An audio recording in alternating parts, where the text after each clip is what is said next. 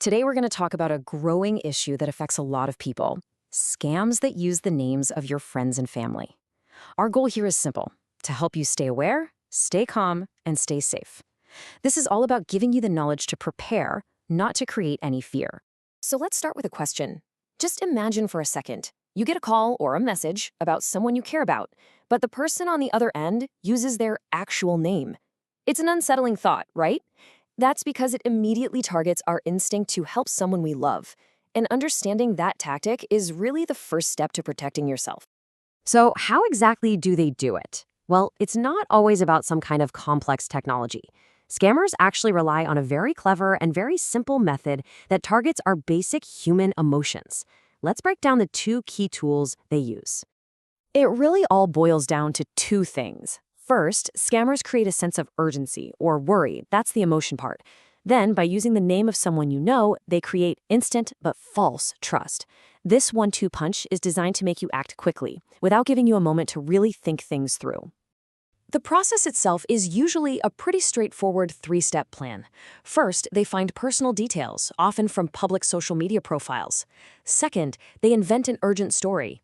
An accident, a problem, some kind of trouble. And finally, they pressure you to send money right away, before you have a chance to second-guess them.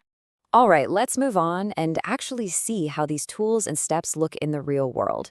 We'll go through a couple of common examples. Not to alarm you, but just to help you recognize the patterns if you ever come across them. Okay, here's a classic example. A call comes in, and this is what you hear. Using a specific name, like Pooja, makes it sound frighteningly real.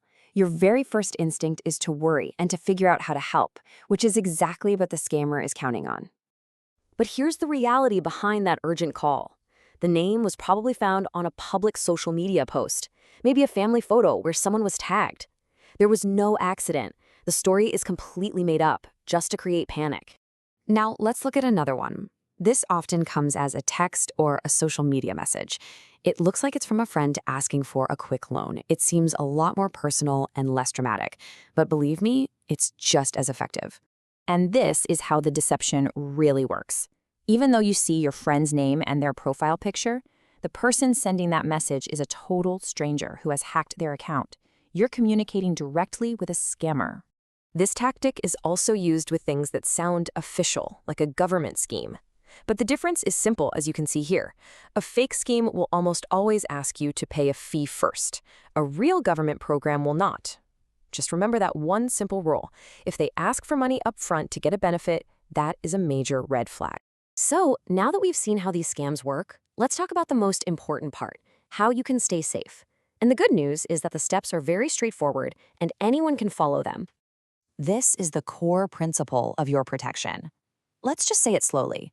Stop, think, verify.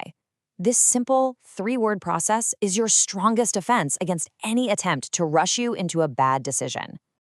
Okay, let's walk through some practical steps. If you get a call about a loved one in trouble, just hang up and then call them back directly on the number you already have saved for them. Also, never ever send money in a hurry. Scammers rely on that speed.